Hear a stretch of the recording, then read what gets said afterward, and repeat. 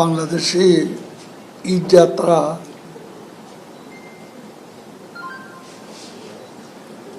স্বস্তিকর হয়েছে। মানুষ স্বস্তির সঙ্গে গত ঈদ উল ফিতরেও ঘরমুখ মানুষ ঈদ যাত্রায় স্বস্তি পেয়েছেন।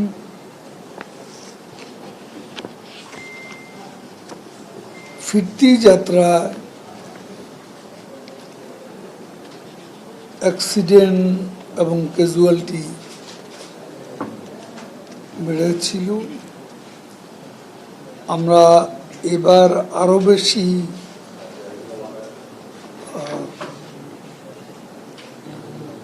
মনোযোগী হচ্ছি। ঈদের পর ঈদের আগের মতো যেন মনিটরিংটা ভালোভাবে হয়, সেজন্য আমরা ঈদ প্রস্তুতি সভায় সিদ্ধান্ত নিয়েছি। এখন অবশ্য চাপ আছে, কিন্তু যানজট যাকে বলে সেটা এখনো নেই।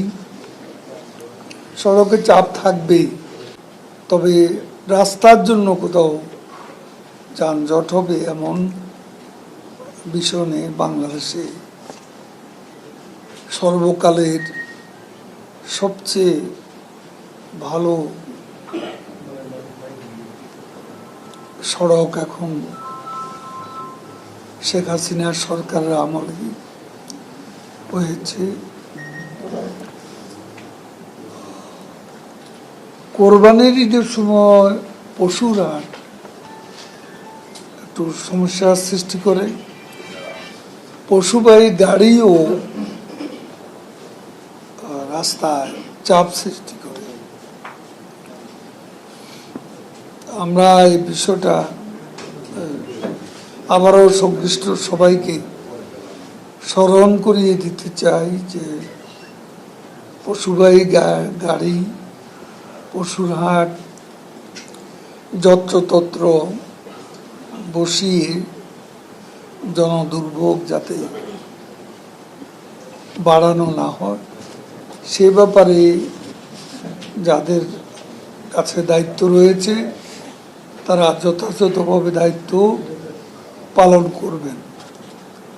আমি আবারও সংশ্লিষ্ট সকলকে অনুরোধ জানাচ্ছি। এখন হঠাৎ করে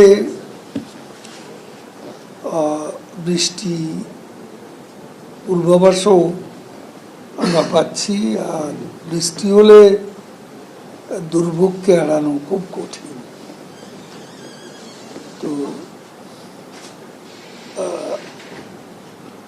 এইবার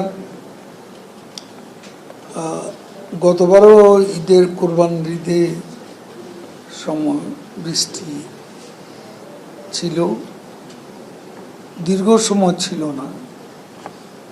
এবার কি হয় আমরা বলতে পারি না। গতকালও বিকেলবেলা হঠাৎ করে ঝমঝমি বৃষ্টি নামে। আমি যে ফ্লাইটে সিঙ্গাপুর থেকে এসেছি, সে ফ্লাইট 32 মিনিট ধরে উপরে চক্কর হয়েছে, নামতে পারে। যাক, আমরা সবাই সবার দায়িত্ব পালনের যে মনোযোগ, সে মনোযোগটা আমরা দেব, এবং অবাঞ্ছিত কিছু ঘটনা যাতে দুর্ঘটনার মতো এবং প্রাণহানির মতো বিষয়টা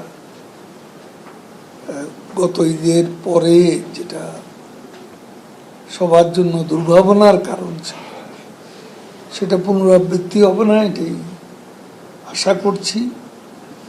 এবং সংশ্লিষ্ট সকলকে যথাযথভাবে দায়িত্ব পালন, পুলিশ, হাইওয়ে পুলিশ প্রশাসন, মালিক শ্রমিক মন্ত্রণালয়, রোড ট্রান্সপোর্ট কর্পোরেশন,